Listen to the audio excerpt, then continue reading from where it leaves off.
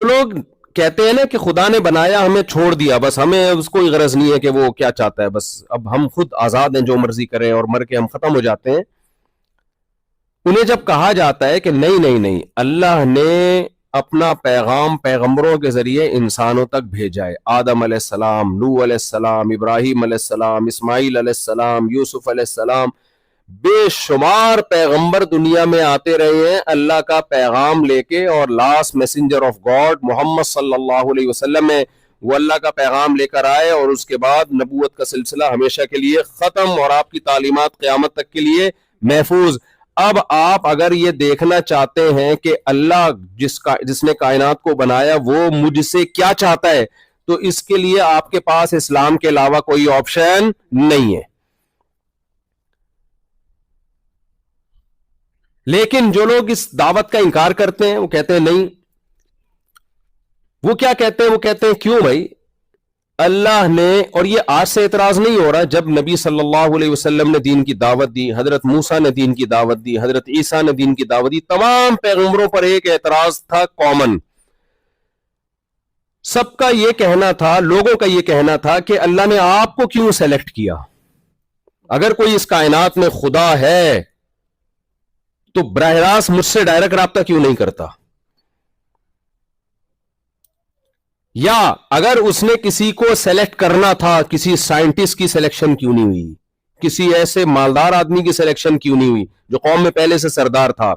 انبیاء زیادہ تر میجورٹی انبیاء کی غربا اور مساکین کی ہوتی ہے. مالدار پیغمبر دنیا میں بہت کم آئے ہیں. سلیمان علیہ السلام مالدار تھے، داؤد علیہ السلام مالدار تھے، لیکن زیادہ تر جو میجورٹی پیغمبروں کی تھی وہ مالدار نہیں تھی، بلکہ وہ غریب اور مسکین پیغمبر تھے. اور ان کے ارد گرد جو حلقہ لگا ہوتا تھا وہ بھی زیادہ تر غربا اور مساکین کا. تو زیادہ تر اعتراض کیا ہوئے کہ بھائی اللہ نے ان کو سیلیکٹ کیوں کیا؟ سید الانبیاء محمد صلی اللہ علیہ وسلم پہ جب بھی اس طرح کے اعتراضات ہوئے نا مشرکین کی طرف سے کہ آپ مسکین ہیں، آپ غریب ہیں، آپ کو نہیں پتا کل کیا ہونے والا ہے، آپ نہریں کیوں جاری نہیں کر دیتے، آپ تو ہماری طرح کے انسان ہیں، ما لہذا الرسول یأکل الطعام ویمشی فی الاسواق، یہ کیسے پیغمبر ہے معاذ اللہ، یہ تو کھانا بھی کھاتے ہیں، یہ تو بازاروں میں خریداری بھی کرتے ہیں. اگر یہ پیغمبر ہیں تو یہ بازاروں میں خریداری کیوں کر رہے ہیں بھائی؟ یہ تو ایسے چھو کریں اور ان کے سامنے چیزیں حاضر ہو جائیں. یہ بیمار بھی ہوتے ہیں، ان کو ضرورتیں بھی ہوتی ہیں، تو یہ کیسے پیغمبر ہیں؟ نبی صلی اللہ علیہ وسلم کو اللہ نے وحی نازل کی اور فرمایا قل سبحان ربی، اے نبی آپ ان سے کہہ دیجئے کہ میں نے یہ دعویٰ ہی نہیں کیا ہے کہ میں بشریت سے اوپر کی کوئی الگ چیز ہوں. سبحان ربی، ہر عیب سے پاک میرا رب ہے. وہ کچھ کرنے میں نہ اسے بھوک لگتی ہے، نہ اسے نیند آتی ہے، نہ اسے اونگ آتی ہے، نہ وہ روزی کا محتاج، کسی چیز کا وہ محتاج نہیں ہے، وہ رب ہے. میرا دعویٰ یہ نہیں ہے کہ میں بشر سے الگ کوئی مخلوق ہوں، میرا دعویٰ یہ ہے الکنت الا بشر الرسولا، مجھے اللہ نے انسانوں میں سلیکٹ کر لیا ہے اللہ کا پیغام لوگوں تک پہنچانے کے لیے. تو اس سلیکشن پہ اگر تمہیں کوئی اعتراض ہے کہ اللہ نے کیوں سلیکٹ کیا، اس اعتراض کا جواب مجھ سے مانگو. یہ مت میں نے خدائی کا دعویٰ تھوڑی کیا ہے، کوئی خدائی کا. شف سرکار نے کیا دعویٰ کیا؟ شف سرکار کا کہنا ہے کہ بھائی میں لنگڑوں کو سیدھا کر دیتا ہوں. شف سرکار کا یہی کہنا ہے نا، میں یوں کرتا ہوں، چھو کرتا ہوں. ہمارے الیکشن جب ہو رہے تھے، دیکھو آپ الیکشن جب ہو رہے تھے نا، ایسے یوں کر چھو ایک دم. شف سرکار نے پھونک لگائی، ایسی ایسی جگہ سے لوگ جیتے جہاں سے کھڑے ہی نہیں ہوئے. یہ کس کا کمال تھا؟ شف سرکار. ہمارے یہاں بھی ایک شف سرکار ہے، ایک تو وہ والی ہے نا شف جو پھونکے مار رہی ہے، بہت زبردست قسم کی شف سرکار ہے ہمارے، پورا سیٹ اپ ایک دم الٹا دیتی ہے وہ. خیر، تو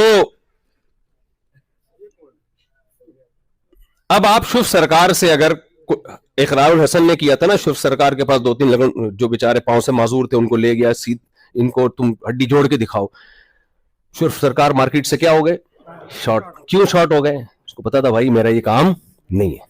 وہ پہلے سے جڑے ہوئے ہوتے ہیں، ان کو تھوڑا سا توڑا جاتا ہے پھر ان کو ایسے جوڑا جاتا ہے. سچی میں میں یہ کام نہیں کر سکتا. حالانکہ شوف سرکار آرام سے اقرار الحسن کو کہہ دیتی شوف سرکار کہ بھائی میں تو یہ کر ہی نہیں سکتا, میرے بس میں یہ سب کچھ نہیں ہے, لیکن نہ پھر پھونکوں کا فائدہ کیا ہوا. یہی فرق ہوتا ہے 1 نمبر اور 2 نمبر میں.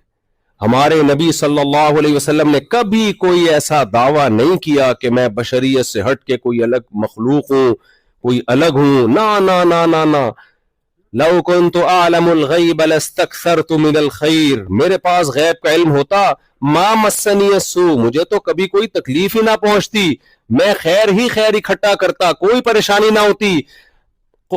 قل انما انا بشر مثلکم, اے نبی ان سے کہہ دیجئے کہ میں تمہاری طرح کا ایک انسان ہوں, مجھ میں اور تم میں فرق کیا ہے؟ یوحا الیہ, وہی کس کی طرف آتی ہے؟ میری طرف آتی ہے. اللہ ایک ایک کو الگ سے فرشتے کو بھیج کر خطاب نہیں کرتا, یہ اللہ کی حکمت اور مصلحت کے خلاف ہے. اللہ یصطفی من الملائکۃ رسلا ومن الناس, سارے فرشتوں کی بھی سلیکشن نہیں ہوتی پیغمبر تک وہی لے جانے کے لیے. سارے فرشتوں میں اللہ نے جبریل کی سلیکشن کی ہے, اور پھر جبریل کو حکم یہ نہیں دیا کہ ہر انسان کو قیامت تک جتنے لوگ آئیں گے ہم سب کے پاس الگ الگ فرشتہ آ کے مجھے الگ سمجھایا کرے. مفتی صاحب بس کر دو, 4 کافی ہیں, اسلام میں اس سے زیادہ کی اجازت نہیں ہے. اب شادی کے علاوہ کوئی اور ٹاپک بھی چھیڑ دیا کرو, ان کے پاس الگ سے آ کے سمجھائیں گے, ان کے پاس الگ آ کے 5 نمازیں پڑھا کرو, داڑھی رکھا کرو, ابا اماں کا کہنا مانا کرو. ایسا نہیں ہوتا. یہ اللہ, یہ عقل کے بھی خلاف ہے, ناممکنات میں سے ہے. یہ اللہ کے لیے تو سب کچھ ممکن ہے, لیکن اللہ دنیا میں اسباب اختیار کرتا ہے. یہ بالکل ایسا ہی ہے جیسے امریکن گورنمنٹ نے پاکستانی قوم کو کوئی پیغام پہنچانا تھا تو امریکہ نے 24 کروڑ سفیر بھیجے, ہر سفیر ہر گھر میں آ کے بیل بجا کے بتا رہا ہے بھائی امریکن حکومت تم سے, عوام سے یہ چاہتی ہے. ایسا تھوڑی ہوتا ہے, ایک کو سفیر بنا کے بھیجا جاتا ہے, وہ ایک اناؤنسمنٹ کرتا ہے, پورے ملک میں اس اناؤنسمنٹ کو پھیلا دیا جاتا ہے. تو اللہ نے فرمایا کہ ایسا نہیں ہو سکتا کہ میں انسانوں سے کیا چاہتا ہوں اس کے لیے میں ایک ایک انسان کے پاس فرشتوں کو بھیجوں, یہ نہیں ہوتا. میری عادت ہے ہمیشہ سے انسانوں میں کسی ایک کی سلیکشن ہوتی ہے, اور پھر اس ایک کے ذریعے اپنا پیغام انسانوں تک پہنچایا جاتا ہے. سمجھ رہے ہو کہ نہیں سمجھ رہے ہو؟ تو وہ سلیکشن کس کی ہوئی ہے بھائی؟ انسانوں میں, محمد صلی اللہ علیہ وسلم. اب اس پہ یہ اعتراض کرنا پہاڑوں کے دور میں, آج لبرل طبقہ یہی کہہ رہا ہوتا ہے ہم بھائی 1400 سال پہلے کی تعلیمات کو کیوں فالو کریں. اب کیا ہے, اب زمانہ بدل گیا ہے, اب انسان چاند پہ پہنچ گیا ہے. اب ہم وہ پرانی معاذ اللہ ایسے ایسے برے الفاظ استعمال کرتے ہیں, بوسیدہ تعلیمات کو ہم فالو نہیں کریں گے.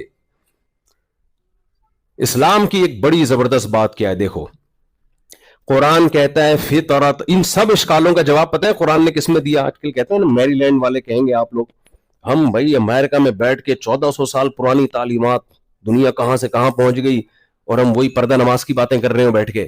ابا کا کہنا, اماں کا کہنا. بھائی ابا اماں کا دور گیا, اولڈ ہاؤس کیوں بنے, کس سلسلے میں بنے یہ اولڈ ہاؤس؟ یہ اسی لیے تو بنے ابا کی ٹینشن اور اماں کی ٹینشن سے بچنے کے لیے تو بنے. کتے کیوں پالے جاتے ہیں؟ بچوں کی ٹینشن سے بچنے کے لیے. بچوں کا آلٹرنیٹ کیا ہے؟ کتے. بچے نہیں ہوں گے. اب دیکھو میرے ماشاءاللہ 19 بچے ہیں, تو میں کتا رکھ سکتا ہوں گھر میں؟ جگہ ہی نہیں ہے. مجھے کوئی کتے پالنے کے 100 فضائل بھی سنائے, میں بولوں گا بھائی میرے پاس جگہ نہیں ہے, میں ان کو کھلاؤں یا کتے کو کھلاؤں میں؟ ہاں ان کی حفاظت کے لیے کتا پال لوں گا میں, اپنی اولاد بنا کے میں کتا نہیں پالوں گا کبھی بھی. اولاد بنا کے نہیں پال سکتا, کیونکہ ہمارے پاس آلٹرنیٹ کیا ہے؟ کتنی بوڑھی بوڑھی عورتیں جو شادی نہیں کرتی, لبرل انٹیاں, ساری زندگی گزار دی, شوہر نہیں ہے, اب بڑھاپے میں کیا پالا ہوا ہے تنہائی دور کرنے کے لیے؟ کتا. حالانکہ بہترین آلٹرنیٹ شوہرت, استغفر اللہ, یعنی کتنا بہترین, وہ پال لیتی. کیا خیال ہے؟ وہ رکھ لیتی جوانی میں, تو یہ نوبت نہ آتی. مرد بھی پال رہا ہے, عورتیں بھی پال رہی ہیں, کیا. تو یہ جو اشکال بنتا ہے نا کہ ہم کیوں پرانے دور کو فالو کریں, پہاڑوں پتھروں کے دور کو, اس کا قرآن نے بڑا پیارا خاندانی جواب دیا ہے. قرآن پتہ ہے کیا کہتا ہے؟ یہ مت دیکھو یہ پہاڑوں کے دور کا مذہب ہے, پتھروں کے دور کا مذہب ہے, جب سائنسی ترقی نہیں تھی. نا نا نا, قرآن کہتا ہے فطرت اللہ التی فطر الناس علیہا. اللہ نے ہمیں پیدا کیا, اللہ سے زیادہ کوئی ہماری نیچر جانتا ہے جس نے بنایا؟ देखो कंपनी बताती है ना कि जो मैन्युफैक्चरर होता है वो बताता है कि ये इसकी नेचर क्या है, इसको बनाया क्यों गया है. क्या ख्याल है? देखो कराची में जब जो कावासाकी आई थी ना, सुजुकी बाइकें आई थी, तो पीछे उन्होंने पूरे रक्शे लगा लगा के चिंची बना लिया उसको. तो जापानी कंपनियां परेशान हुई, भाई ये इस सिलसिले में हमने बनाया ही नहीं, ये गलत इस्तेमाल हो रहा है. तो जो बनाने वाला है ना, सबसे पहले उससे ज्यादा बेहतर तो कोई जानता ही नहीं है. देखो इंसान बड़ी ज़हीन मखलूक है, जानवर ज़हीन नहीं है ना, लिहाजा उनको उनकी जो नेचर है वो उससे हटते ही नहीं. वो खोपड़ी गैर जरूरी इस्तेमाल नहीं करते ना, वो खोपड़ी गैर जरूरी इस्तेमाल नहीं करते, तो वो अपनी नेचर पे चलते चले जाते हैं. इंसान को अल्लाह ने इतनी जहानत दी है, ये सोच सोच के फितरत से कभी अच्छे काम भी करता है तो उल्टे काम भी करता है ये. तो इसलिए अल्लाह ने इंसान को उसकी नेचर पे रखने के लिए कुरान नाजिल किया, सैयदुल अंबिया मोहम्मद सल्लल्लाहु अलैहि वसल्लम को भेजा. तो इस्लाम क्या करता है, और ये सब बातें मेरे भाई हमारे नबी सल्लल्लाहु अलैहि वसल्लम का एहसान है. ये सब किसने हमें सिखाई है? ये सैयदुल अंबिया सल्लल्लाहु अलैहि वसल्लम ने. सबसे पहले कुर्बानी किसने दी है? नबी ने दी है. कितनी बड़ी कुर्बानी, बगैर किसी मुआवजे के. अगर आपका अल्लाह से और अपनी उम्मत से रिलेशन ना होता, आप ये कुर्बानी देते? अरब ने कहा, सही हदीस है, कि अगर आपको अरब की कोई हसीन तरीन औरत से निकाह करना है, हम आपके कदमों में लाकर डालने के लिए तैयार हैं. आपको दौलत चाहिए, हम दौलत देने के लिए तैयार हैं, लेकिन आप तौहीद पर बात करना छोड़ दो, आप इस्लाम की बात करना छोड़ दो. आपके पास कितना बेहतरीन ऑप्शन था. आपने क्या फरमाया? मेरे एक हाथ पे चांद और एक हाथ पे सूरज रख दिया जाए तो भी मैं अपनी दावत से पीछे नहीं हटूंगा. ये किससे रिलेशन की बेस पे कुर्बानी दी जा रही है? अल्लाह से और इंसानों से. आप इंसानों के भी खैर ख्वाह थे. तो इस्लाम ने सबसे पहले हमें बताया तुम्हारा सबसे मजबूत रिश्ता किससे होना चाहिए? अल्लाह. ये इस्लाम का भी, कुरान का भी, और सैयदुल अंबिया मोहम्मद सल्लल्लाहु अलैहि वसल्लम का भी हम पर एहसान. आज साइंस की इस तरक्की के दौर में भी अगर हम 1400 साल पहले के मोहम्मद सल्लल्लाहु अलैहि वसल्लम सैयदुल अंबिया को फॉलो ना करें, खुदा की कसम साइंस और टेक्नोलॉजी की मदद से हम सही खुदा को तलाश नहीं कर सकते. इसके लिए मुझे और आपको फॉलो किसको करना पड़ेगा? मोहम्मद सल्लल्लाहु अलैहि वसल्लम को. आपने हमें बताया एक खुदा है, समझ रहे हो, एक है, उसके साथ कोई शरीक नहीं है. फिर उससे रिलेशन कैसे कायम होगा? हमें पता चल जाता है एक खुदा है, उससे रिलेशन कैसे कायम होगा? हम साइंस और टेक्नोलॉजी की मदद से या आजकल के प्रोफेसरों की मदद से ये खुद से फैसला कर सकते थे कि हमें क्या करना है. कोई क्या कर रहा होता, कोई क्या कर रहा होता, अपनी अपनी अलग अख्पल तरीके से इबादतें निकाली हुई होती. पश्तो में कहते हैं अख्पल तरीका. हर आदमी ने अपना इबादत का एक स्टाइल निकाला हुआ होता, कोई क्या कर रहा होता. आप देख लो मुख्तलिफ मजहबों में कुछ सारी जिंदगी कपड़े नहीं पहनते कि भगवान इससे खुश होता है, और कुछ क्या करते हैं, कोई अलग अलग किस्म के काम कर रहे होते हैं. मैं नहीं तफसील में जाता, किसी मजहब के वो मकसद नहीं है.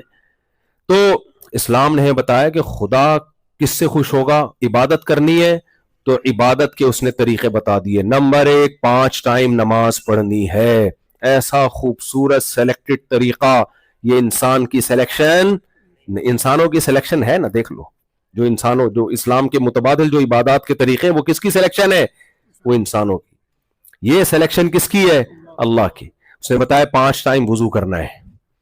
तहारत वसियाबा का फताहिर, जिस्म को पाक रखना, कपड़ों को पाक रखना, नाक को साफ करना. 15 दफा हम नाक साफ करते हैं, 15 दफा हम दांत साफ करते हैं, 15 दफा हम चेहरे को धोते हैं. गुसल, और ये उस जमाने में तालीम दी जा रही है जब पानी दुनिया की महंगी तरीन चीज था अरबों के लिए. अब भी पेट्रोल बाज इलाकों में सस्ता है. वहां हुक्म दिया जा रहा है 5 टाइम वुजू करना है. अगर ये इंसान की सिलेक्शन होती, भाई अरब में पानी नहीं था, बहुत मुश्किल पानी का हुसूल, ये कह दिया जाता कभी कभार मुंह भी धो लेना चाहिए. क्या ख्याल है? 5 टाइम. फिर गुसल के हकाम. तो अल्लाह से रिलेशन बनाया, और उसमें गुसल है, नमाज है, फिर ज़कात है. और कमाल है, सैयदुल अंबिया सल्लल्लाहु अलैहि वसल्लम ने ज़कात अपने ऊपर और अपने खानदान पे हराम कर दी. دیکھو میں اگر آپ کو چندے کی ترغیب دے رہا ہوں، آپ کا دل میں آئے گا لگتا ہے مفتی صاحب اپنے لیے چندہ لینا چاہیے، ایک تو وہم ہوتا ہے نا کہ نہیں ہوتا، لگتا ہے اگر میں آپ کو فضائل سنا رہا ہوں ہدیے کے، علماء کو ہدیہ دینا بہت ثواب ہے، تو علماء سے کون مراد ہوگا؟ آپ کے ذہن میں یہی آئے گا مفتی صاحب لگ رہا ہے کچھ لگ رہا ہے 19 کر کے نا پچھتا رہے ہیں، یہی ذہن جاتا ہے نا اس طرف۔ ہمارے نبی صلی اللہ علیہ وسلم کی سیرت ایسی بے داغ، آپ نے صدقات کی ایسی ترغیب دی جیسی کسی مذہب میں نہیں ہے، لیکن ایک طرف آپ کے گھر میں 40 دن چولہا نہیں جلتا، اور آپ نے اپنے اوپر اپنے خاندان کے اوپر قیامت تک کے لیے صدقے کو کیا کر دیا؟ حرام، صدقہ نہیں لے سکتے۔ سید پہ کوئی زکات دو گے لگ جائے گی؟ نہ۔ کوئی دیکھا ایسا ہے بھائی؟ کوئی موٹیویشنل اسپیکر ایسا دیکھا آپ نے جو فری میں آپ کو ورک شاپ بھی کرا رہا ہوں؟ آج کل جو موٹیویشنل اسپیکر بتاتے ہیں نا پیسہ ہی سب کچھ نہیں ہوتا، وہ یہ بات بتانے کے 1.5 لاکھ روپے لیتے ہیں، پتہ ہے آپ کو؟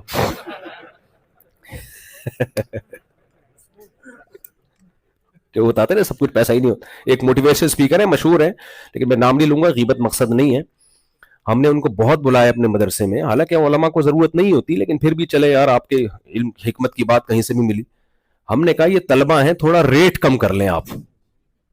ریٹ کم پہ بھی ایگری نہیں ہوئے۔ ہم نے کہا واہ یار، ہم تو ایسا بدگمان، ہم نے کہا واہ پوری دنیا میں آپ باتیں کر رہے ہو۔ سارے ایسے نہیں ہوتے لیکن کچھ ایسے بھی ہوتے ہیں۔ تو نبی نے اپنے اوپر صدقے کو، زکات کو، صدقات واجبہ جو بھی ہیں اپنے اوپر، اور قیامت تک اپنی نسل پہ، اپنی اولاد پر آپ صلی اللہ علیہ وسلم نے صدقات کو کیا کر دیا؟ حرام کر دیا۔ تو بھائی یہ کیا ہے؟ قربانی کس کے لیے؟ ریلیشن کے لیے۔ اور چلو آگے، ابو طلحہ انصاری آئے نبی کے پاس، عرض کیا یا رسول اللہ نے قرآن میں آیتیں نازل کی ہیں، لن تنالوا البر حتى تنفقوا مما تحبون، جب تک محبوب چیز اللہ کی راہ میں صدقہ نہیں کرو گے نیکی تک نہیں پہنچ سکتے۔ یا رسول اللہ میرے پاس ایک قیمتی باغ ہے، میں وہ صدقہ کرنا چاہتا ہوں۔ آپ نے فرمایا واہ واہ، اتنا قیمتی مال میرے پاس کوئی آتا، بھائی میری تو نیت خراب ہوتی، دے دے مجھے، دے دے یار۔ بیسیوں وسوسے آتے ہیں ہمارے دل میں، کیا خیال ہے؟ تو نبی نے کیا فرمایا؟ اپنے چچا زاد بھائیوں کو دے دو۔ کیوں؟ نبی کی تبلیغ یہ تھی کہ رشتہ داری جوڑنا سب سے بڑی عبادت، اور رشتے توڑنے والا جنت میں نہیں جائے گا۔ تو اس کے لیے آپ پریکٹیکل کر کے بتا رہے ہیں کہ بھائی اگر صدقے کی ابتدا کرنی ہے، تمہارے چچا زاد بھائی غریب ہیں تو بسم اللہ کرو، چچا زاد بھائیوں کو دو۔ صحابہ یہ سب چیزیں سید الانبیاء میں دیکھ رہے تھے، تبھی تو آپ کی باتوں پہ کٹنے اور مرنے کے لیے تیار ہوئے وہ، کہ یہ صرف رشتہ داری کے فضائل نہیں بیان کر رہے بلکہ خرچ کروا رہے ہیں کہ اپنے چچا زاد بھائیوں کو۔ آج ہے کوئی اپنے چچا زاد بھائی کو اپنا چلتا ہوا بزنس دے دے؟ تو دیکھو میرے بھائی، نبی صلی اللہ علیہ وسلم نے ہمیں ریلیشن سکھائے۔ میں آپ کو وہ جلدی سے بتا دوں، میں نے جو کہا نا وما ارسلناک الا رحمۃ للعالمین، تمام جہان والوں کے لیے اللہ نے نبی کو رحمت بنایا ہے۔ تو اسلام رحمت ہے تمام جہان والوں کے لیے۔ نبی نے اسلام پیش کیا، آپ صلی اللہ علیہ وسلم نے اللہ کے حقوق بیان کیے، آپ صلی اللہ علیہ وسلم نے ماں کے حقوق بیان کیے۔ آج اگر ہمارے پاس نبی کی تعلیمات نہ ہوتی تو ماؤں کو وہ حقوق نہیں مل رہے ہوتے جو ملنے چاہیے۔ ہمیں باپ کے، تو آپ نبی صلی اللہ علیہ وسلم ماں کے لیے بھی رحمت للعالمین، باپ کے لیے بھی رحمت للعالمین، اولاد کے لیے بھی رحمت للعالمین۔ اولاد کے حقوق بھی نبی نے بیان کیے۔ نبی نے اپنی پوتی کو، نواسی کو، بیٹی کی بیٹی کو اٹھا کے 4 رکعتوں کندھے پہ بٹھا کے آپ نے امامت کی ہے۔ عرب بیٹیوں سے ایسی نفرت کرتے تھے، زندہ دفن کرتے تھے، نبی صلی اللہ علیہ وسلم نے اپنے کندھے پہ اپنی نواسی کو بٹھا کے پوری نماز پڑھ کے ان کو جو عزت دی، عرب کے دلوں سے بیٹیوں کی نفرت کو نکالنے کے لیے۔ آج ہماری سوسائٹی، مسلم معاشرہ جو بیٹیوں سے محبت کرتا ہے، وہ کس کی تعلیمات ہیں؟ نبی صلی اللہ علیہ وسلم کی۔ آپ سیدہ فاطمہ کے لیے کھڑے ہو جایا کرتے تھے۔ تو نبی بیٹیوں کے لیے بھی رحمت للعالمین ہوئے کہ نہیں ہوئے؟ پھر نبی صلی اللہ علیہ وسلم بیٹوں کے لیے بھی رحمت للعالمین، بچوں کے لیے بھی۔ انس ابن مالک کہتے ہیں میں نے 10 سال نبی کی خدمت کی، نبی نے کبھی 10 سال میں مارنا تو دور کی بات، ڈانٹا بھی نہیں۔ کوئی کام کر لیا نہیں کیا تو بھی ٹھیک، کر لیا تو بھی ٹھیک۔ فرماتے مجھے ایک دفعہ کام سے بھیجا، میں بچوں میں کھیلنے لگا، آپ صلی اللہ علیہ وسلم کو دیر ہوئی، آپ آ کے کھڑے ہوئے تو میں نے پیچھے مڑ کے دیکھا نبی کھڑے ہوئے مسکرا رہے۔ میرے اور آپ کا کیا ایٹیٹیوڈ ہوتا؟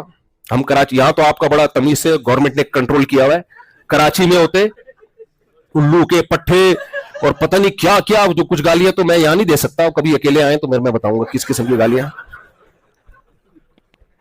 مسجد کا حساب سے وہ مناسب نہیں ہے, اور بیان بھی دینی چل رہا ہے, تو کیا کچھ نہیں ہوتا, چپاٹے لگتے ہیں اللہ کر کے.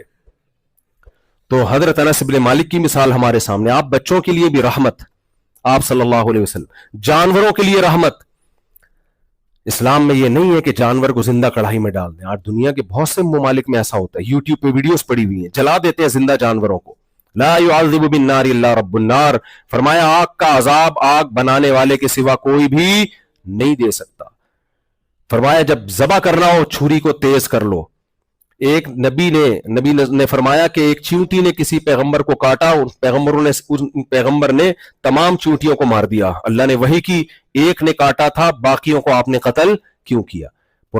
پہلے پیغمبر کا واقعہ ہے, ہمارے نبی ہمیں کیوں سکھا رہے ہیں کہ ایک چیونٹی کا بدلہ دوسری چیونٹیوں سے نہیں لیا. ہاں اگر گھر میں تنگ کر رہی ہے ایک الگ بات ہے, تو ایک چیونٹی مارنا جس مذہب میں جائز نہ ہو اس کو کہتے ہیں دہشت گردی سکھا رہے ہیں. عجیب بات ہے یا نہیں؟ جس مذہب میں بلا وجہ ایک چیونٹی مارنے کی اجازت نہیں ہے, اس مذہب کے بارے میں مشہور کیا ہوا ہے, مولوی دہشت گرد ہوتے ہیں, اسلام دہشت گردی سکھاتا ہے.